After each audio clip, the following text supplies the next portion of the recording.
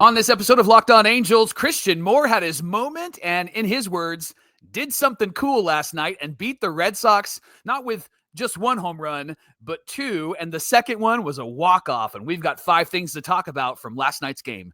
It's time to get Locked On with Mike and John, and this is Locked On Angels.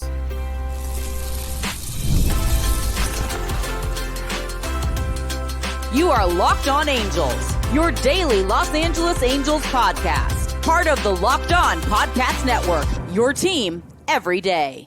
Thanks for making Locked On Angels your first listen of the day. You can find us anywhere you get your podcast, including Apple Podcasts, Spotify, and SiriusXM by searching Locked On Angels. And if you'd like to give back to the Super Halo Bros for all the Super Halo content, here's some things that you can do. Leave us a rate and a review on Apple Podcast. If you're watching on YouTube, hit that thumbs up button. And if you're not subscribed already, please subscribe and become a Locked On Everydayer. And whether you're watching or listening, come over to YouTube, leave a comment. One of the best ways to get in touch with us and be a part of the conversation. And this episode of Locked On Angels is brought to you by Monarch Money. You can take control of your finances with Monarch Money. Use our promo code LOCKEDONMLB at monarchmoney.com for 50% off your first year. Thanks for being here for this episode of Locked On Angels, where it's your team every day. You've got the Frisch Brothers here with you, a.k.a. the Super Halo Bros. My name is John, and that's my brother Mike. And my name is Mike, and that's my brother John. Oh, my bad. I meant to say Locked On Christian Moore. That's what the show is called right now. Hey, we're here 5 days a week talking Angels baseball with you Monday through Friday, every single weekday. On today's show, what's the Halo strategy at the trade deadline? Well, we've got a tweet from Boob Nightingale. We call him Boob because he always misspells everything. And then Ray Montgomery said something after Monday's game that we feel like needs to be addressed. It's a new approach to the hitting, and we'll share what that is. But first, Mike, we got to talk about last night's game. We got 5 takeaways from Game 2 against Boston in this series. The Angels won it 3-2 on a walk-off Christian Moore home run. The Angels, no good, terrible, crap farm system yields yet another guy who wins a game for us. There you go. Do you think that scouts and people at like Baseball America and some of these other places, do you think that they see this stuff and go, yeah, we really messed that one up, right? No, like they just double down. They double down. Right. They doubled down. Well, On they're Baseball, lucky. Baseball America, they doubled down last week. They were talking about how bad the Angels system was because they all had losing records. And it's like, right, because that's what we're paying attention to in minor league baseball is the records of the team, not the development, not the, all of that stuff. So whatever. Christian Moore was the hero last night, Johnny. He gets his second major league home run, and he ties the game with 1 out, solo home run in the bottom of the 8th inning, and is the only other second baseman other than Kyron Paris to hit a home run as a second baseman this year. And then John comes up again in the bottom of the 10th. Angels down 2-1. They got the ghost runner on base. It's Scott Kingery, and there's 1 out. Christian Moore crushes a pitch to right field, and because they move that home run line down to just above the wall, it bounces off the scoreboard and moves away from the center fielder. Christian Moore ends up at third, and then I love the shot. Camera right in his face, tongue out, Michael Jordan look. Yeah, super excited. And then the ump goes, he bends down, and he gave him the home run signal, and Christian Moore goes, no way. I loved that response. So, of course, he comes around, and he scores the game-winning run. And then afterwards, he's talking to Erica Weston, and they saw like the really good defensive play earlier in the game from Zack Neto, and we'll talk about Zack Neto in just a moment. But he said when Neto did that, it fired me up. He said, that was cool. I felt like I needed to go and do something cool. And John, they have a dude in this guy. And as I'm watching him, and this was even before he hit his first home run, I am excited for the days where the top of the lineup is Neto, Shawnuel, and Christian Moore. I'm excited for those days. I don't think it should happen this season unless Christian Moore just ends up being incredible, right? But I'm excited for those days because I think that top 3 will be a very dangerous top 3. I just love how clutch he is, John. I love that he comes through in big moments, and it's not a moment where he is overwhelmed by it. And that has been the narrative about the young guys on this team last year and at the beginning of this year. But you have seen them take some strides in those big moments. And John, Christian Moore just ate up that moment last night. And owned it. And even if it wasn't a home run, the dude ended up at third base. He was hustling out of the box and ended up at third base because he's trying to help this team win. He said he's a winner when he got drafted, and he's showing that and proving that in spring training and now in the regular season. Yeah, he can stay, Mike. He can stay up with his team. I know that there was like a kind of we'll see what he's got, but to me, he can stay. Again, he's the only one producing home runs and power from that second base spot all season long. Newman doesn't have any home runs. Rengifo doesn't have any home runs as a second baseman. Kyron Paris, had some home runs as a center fielder and a second baseman, but that's it. And so for Christian Moore to be giving us this kind of production from the second base spot, I think is huge. I know the batting average got to come around and things like that, but at the end of the day, this dude's a gamer. I love the attitude. I love him playing defense. And so it's more than we've been getting from that spot, right? And so Kevin Newman's going to... I saw what you did there. Naturally, didn't even mean to have... It was so good. It's just in you. More than we've been getting, right? Right. That's right. I love that. Could we ask for anything more? Yes, we can. More Christian Moore. Mike, takeaway number 2, Tyler Anderson had a quick hook in this one. 4 2/3 innings pitched, 2 hits, 1 earned run, 2 walks, 5 Ks on 82 pitches. Doesn't sound too bad. He gave up his only run in the 3rd inning. Marcelo Meyer hit a triple, and then Nate Eaton hit a sacrifice fly. In the 5th inning, he got the first 2 outs on ground outs. Then he gave up a single to Meyer and then a walk to the number 9 hitter, Nate Eaton. He was really surprised that Ray Montgomery pulled him in that moment, but it was going to be his 3rd time through the order, which leads us to our next point and our next takeaway. We got our first taste of Ray Montgomery analytics department, right? Because this is what happened. I wondered when this was going to happen and when Ray was going to show that he is like I said the other day, more of a Brad Ausmus type and less of a Ron Washington, Joe Madden, even a Phil Nevin type. And I think we got a taste of that in this game because let me tell you, Tyler Anderson's times through the order and the results. The first time through the order this year, he's given up a 288 average with a 6.16 ERA. Woof. Second time through the order, a 193 average with a 2.25 ERA. So that's pretty good. Third time through the order, the worst average, a 303 average and a 5.89 ERA. So at this point, Anderson went through the order twice and he got pulled before the 3rd time through the order started. So what do we think this was? Was it that Anderson was at 82 pitches in the 5th inning? Was it Anderson putting 2 on with 2 outs, like giving up the single and then a walk to the number 9 hitter? Or is it Ray Montgomery going by the numbers and pulling him the 3rd time before the 3rd time through the order starts? I actually did a poll on our Twitter on Locked On Angels. Said, which one was it? Well, 14% thought it was Anderson being at 82 pitches. 37% said putting 2 on with 2 out, and 49% believed it was Ray Montgomery going by the numbers. What say you, Mike? I'm going to go with the 49%. I think it is Ray Montgomery going by the numbers because that's who he is and that's how he manages. I also will say that Anderson, you can't get 2 outs and then have 2 guys reach. You can't walk a guy. Like, this is why he gets in trouble. And maybe this is a moment for a veteran to grow and a veteran to learn. You just can't do that. Like, you get 2 outs, you're way ahead. What are you doing? You can't mess around in those moments. And it felt like he was kind of nitpicking in those moments. Now, here's why I liked it, because the Angels had success. Like, it ended up benefiting them. However, there's a lot of examples throughout the years, Tampa Bay in the World Series being one of them, pulling a pitcher because the analytics said to pull the pitcher, and it ended up costing them the game and the World Series. So I'm not excited about this type of managerial decision making. Yeah. However, I'm glad that it benefited us last night. The difference is that Blake Snell was cruising in that game against the Dodgers in 2020. Yes. So there was absolutely, even if you read the numbers, it was like, yeah, but look at him, right? Like, but watch what he's doing out there. He's cruising through the Dodgers right now. Mike, takeaway number 4, speaking of pitching, Garrett Crochet, MLB strikeout leader versus the Angels. Ugh. Uh-oh. Yeah. He crocheted the Angels last night. He certainly did. Gave up 3 hits across 7 scoreless innings, and he struck out 10, 28 called strikes plus whiffs, 12 on the 4-seam fastball.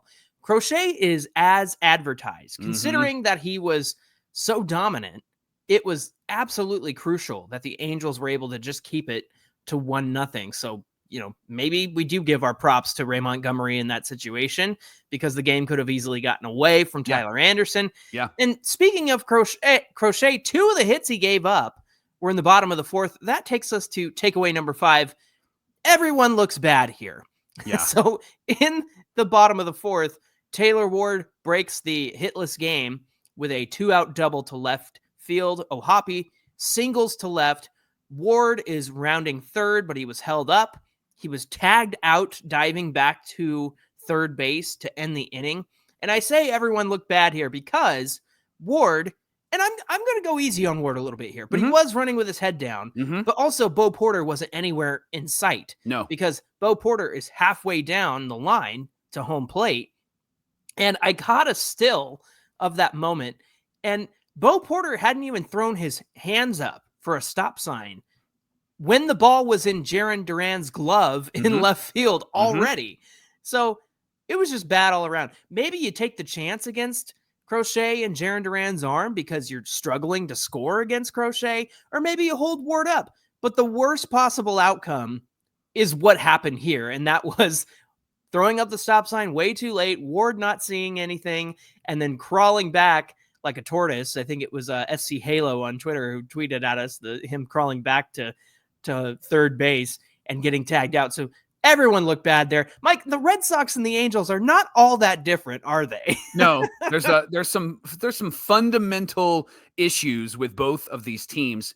But in that case, John, and if you don't follow us on Twitter at Super Halo Bros and at Locked On Angels, follow us at Locked On Angels specifically because you did throw up a screenshot. Bo Porter's hands are like in his pockets when Jarren Duran has that ball. That's really on the coach, man. Like, because Taylor Ward needs to be running hard. And you and I had a discussion, I believe, last season about Joe Adell, and he got thrown out at a moment, but he was looking down, and it was the first base coach at that point that needed to give him direction, who, by the way, was Bo Porter last year. And they moved Bo Porter to third because he's this, base coach expert. Well, they wanted EY over at first more than they wanted Bo Porter over there. Yeah, and he just hasn't been good. And I don't know if he's forgetting that he's out there to help these runners. But again, I agree with you. I don't fault Taylor Ward. He's running hard. Now, he does need to check with his coach, but Bo Porter's got to be yelling and giving hand signals in that moment. He wasn't anywhere to be found. So if I'm Taylor Ward, I don't see my coach. All right, it must mean to go. I don't hear anything. I don't see anything. And Bo Porter, I mean, it was almost like he was like, man, Jarren Duran got to that ball real. Oh, crap. Stop. Right? Like, pay attention to the game, dude. That's why you're out there. What the heck is happening with you? Yeah, I don't understand. So all in all, a huge game from Christian Moore. Really has his arrival moment. Now, a couple notes. Zack Neto followed a single and attempted a attempt at stealing second with Trout up and 2 outs. He was thrown out, but when he got up, he was swinging that throwing arm around, that shoulder around. And then in the 9th inning, Kenley Jansen was in, who's fine, by the way. He actually hit 95 on the cutter. So that's a good sign. Neto airmailed a throw to first, and then he came out of the game, and it was his throwing shoulder. So that was a scary moment. We, as of this recording, we're waiting on word on that. Of course, we'll have updates for you on social media. King removed from center field to shortstop, and then Kyron Paris came in to center field, who Paris, I know you're the quarterback out there, but homie, you gotta take it easy sometimes. He was way too excited to be back in the major leagues and back in center field. Way too. Even Christian Moore, there was a play where Christian Moore is catching a ball and Paris is running in like he's just like committed a problem or caused an issue, or he's a fan running on the field, right? Right. Like, and he's running for that ball, and Christian Moore's under it, and then Paris slides in front of him. Christian Moore catches it, looks down, kind of like, what are you doing here? What are you doing here? He just was really excited to be back in the major leagues. Yeah, absolutely. Thanks for making Locked On Angels your first listen of the day. Coming up, what's the potential strategy at the trade deadline for the Angels, and is it the right strategy? We're going to talk about it, and we'll get into that coming right up. You ever check your bank account and wonder, hey, who's spending all my money? And then all signs point to you. Like you just didn't know that you were spending your money, or maybe it was your partner, or you're in a relationship, or not anymore. I got Monarch money, baby. I'm not doing that stuff anymore. You just stole my thunder, John. I was about to lay down some truth on our everydayers. So Monarch Money is a great app that you can download. It's your personal CFO giving you full visibility and control over your finances. Not just a budgeting app, it's a complete financial command center. You can track all your accounts, investments, spending, and it'll give you clarity about what your spouse is spending, because you know that you're not spending, right? Like you're never mind, you aren't responsible. That's why you need Monarch Money. You can stop managing your money and start building your wealth. And when you do use Monarch Money, money conversations with your partner are smoother than ever. Again, track shared and personal accounts. You can also set goals and be on the same page without all of the stress. So download Monarch Money right now by going to their website, monarchmoney.com. Use our promo code LOCKEDONMLB. You're going to get 50% off your first year. Again, monarchmoney.com, promo code LOCKEDONMLB for half off your first year. This is the Locked On Podcast Network, where it's your team every day. Thanks for making Locked On Angels your first listen of the day. Mike, our friend over at the Sporting Tribune, Thomas Murray, did a recap of Monday night's game against the Red Sox. And one thing that stood out to me as I was reading it was something that Ray Montgomery said, and it caught our attention. Mm-hmm. Monday, the Halos, we all celebrated it on yesterday's show. We talked about it. 11 times they walked in that Monday night game. And when he was asked about that, Montgomery said that the team was reaching base by any means necessary. And here's why that caused us to pause. This feels like a much better approach at the plate, right? Because the reason we believe that it is because it changes how the Halo hitters choose to face opposing pitchers. Now, we've heard that their current strategy has been end the at-bat when you need to end the at-bat, meaning get your pitch and don't miss it. Now, one of the issues we've run into over this season, well, the Angels, and we've discussed, is what happens if you miss the pitch you're supposed to, quote unquote, end the at bat with. You don't always get another chance. And so what if that approach is adjusted just a bit? What if the approach is reach base by any means necessary? Would that be a huge impact to these Halo hitters? What do you say? I think so. I think here's how it adjusts how the Halo hitters walk up to the plate. It's going to cause them to be patient, right? They're not swinging at garbage. Taylor Ward, as an example, swinging at some garbage when Aroldis Chapman was in there in the bottom of the ninth. And then a lot of pitches that you and I have noticed, hey, they're going to throw it down and away. Don't swing at it. And the Angels have swung at it. Mike Trout had a really bad at bat on Monday night. 2 sliders down the middle, and then a slider that was in the dirt and he swung at. So what this approach does is it causes them to be patient. They're just not going to allow themselves to be swing happy, right? I'm going to go and I can still hunt my pitch, but I'm also not going to chase, right? I think it encourages contact, John, rather than, hey, if you miss your pitch, then what do you do? And if you get contact, and we've said this often on Locked On Angels, it leads to productive outs and possible extra outs, like what happened in the Yankee series when Volpe booted the ball and threw it to first, and they ended up getting a hit, right? And that's when mistakes are made, when contact is made. So I think that it potentially could help the Angels swing and miss because, hey, if that ball's close, why don't you lean in, right? And maybe get hit by that, right? And it's something that I think affirms what you said earlier this year, where when the Angels have the bases loaded, they have one of the best batting averages in the league. And so you said, and then I said that, hey, let's just make that the strategy. And then they've been sucking with bases loaded lately. Yeah. But I think the point is, it was kind of a nonchalant comment, but what it did was it's a vision statement, John. It was a clarity statement. Like, hey, let's fight to get the bases loaded every inning. Yeah. And then what that does then is it makes you go, okay, I'm going to get on base. And I think what Ray Montgomery said about the team on Monday night is they're just trying to do everything to get on base by any means necessary.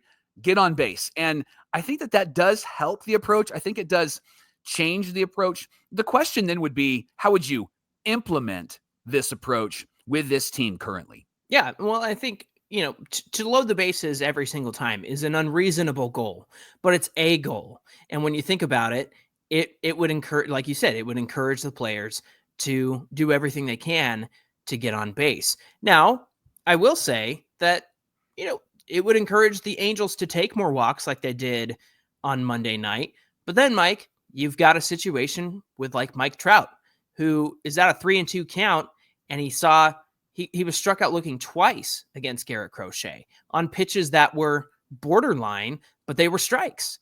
And so I think sometimes these guys, if you work the full count, you've got to be willing to fight off some pitches and not commit to a full swing. I get Trout trying to work a count, and I get Trout. He loves to go to 3-2, but then you're facing Garrett Crochet. He's one of the best pitchers in baseball right now. He's the strikeout leader for a reason. And so he's painting the corners. You got to be better than letting him strike you out like that. And you can't, if the Angels are going to walk, Mike, that you can't rely on the umpires to help you get on base. It has to be clear and obvious that it's out of the zone, because everything that's been close, it's not been called in favor of the Angels. In fact, Tyler Anderson threw something right over the heart of the plate, and it was called a ball in like the first inning. And it was like, are we doing this? Is this what we're doing? Right. Yeah. And so the umpires, you can't trust them with strikes or balls, right? You can't trust them with anything. So what I think needs to happen, and to implement this well, is that the Angels, number one, should have that unachievable goal in mind of, hey, you know what? Let's load the bases. Like it could even be a joke, right? Because if you do that, then you're of the mindset of, we're putting traffic on the bases. We're going to get to that pitcher. We're going to make him work. We're going to work some counts. We're going to stress him out. And it sets you up for some sacrifice flies. It sets you up for, driving a couple of runs in with a single. And if that unachievable goal of loading the bases every inning is obviously unachievable, you still have the mindset of, let's go do it. Like I said, it could be a joke. It could be something fun. It could be something that you could, make a joke in the dugout and say, yeah, this is what we're going to do. And that mindset would put these guys in a place where, hey, you know what? My goal here is to just get on base, right? And I understand that there are situations where you want to drive in the sacrifice fly. You want to drive in a home run. You want to drive in that runner from third, whatever the case might be.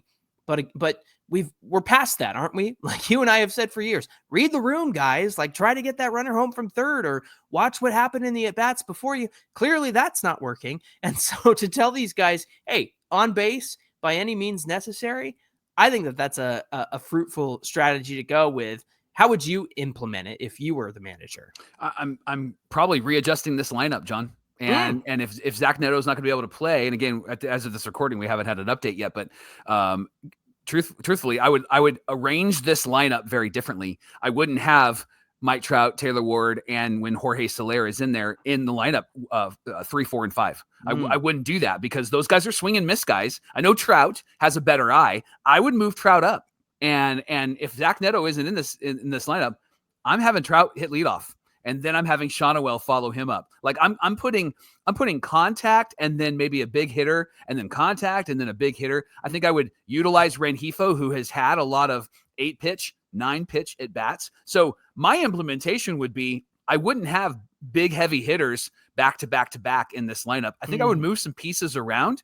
I get that this lineup does strike out a lot, although 10 strikeouts against Garrett Crochet last night, I think that's a win, right? Yeah. I think that's a huge win. And that it stayed 1-0, right? Yeah, absolutely. Yeah. So I think that if I'm Ray Montgomery, I'm looking at the analytics and I'm moving some pieces around, and I'm adjusting this lineup for reach base by any means necessary, not find your pitch and in the at bat. And I think that you have to have a bit of a different look with the lineup that you have against the lineup that you have currently. There's certain things to be said about Ray Montgomery, like the decision to pull Tyler Anderson early and that sort of thing, that he might go really by the book, by the analytics, right? That can be a little bit scary. But to hear him say something like that to Thomas Murray was really refreshing to hear. And it gives us hope that there's a different kind of strategy being implemented for the Halos at the plate.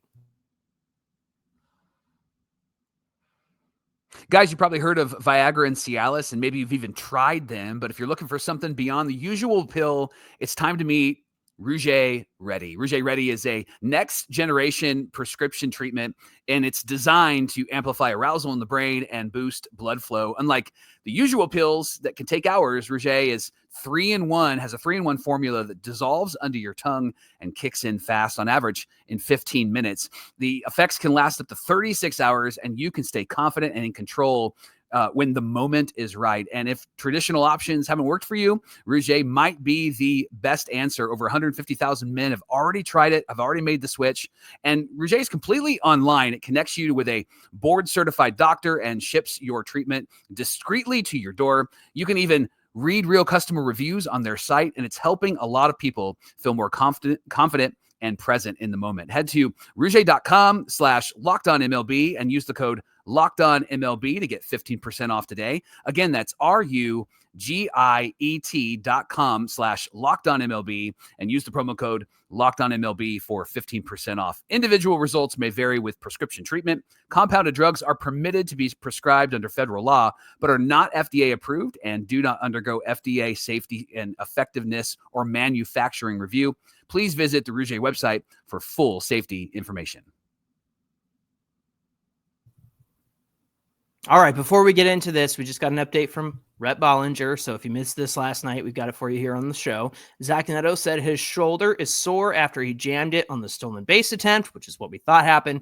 He's optimistic he'll be fine, but he's set to undergo further testing tomorrow, which is today. So that's the update there for Zack Neto from Rhett Bollinger of MLB.com.